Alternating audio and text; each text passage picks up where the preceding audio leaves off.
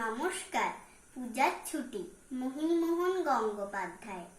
রোদ ঝলমল আকাশ মাটি, জল ছল ছল নদী। এমনি দিনে নিজেকে নিজে হারিয়ে ফেলি যদি, কেমন মজা হবে বলো, দিই সুখে হাত তালি।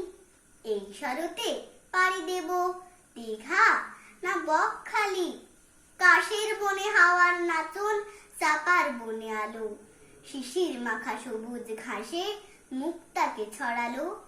কে ভাসালো আকাশ নীলে সাদা মেঘের ভেলা, শিউলি ফোটা উঠোন জুড়ে প্রজাপতির খেলা।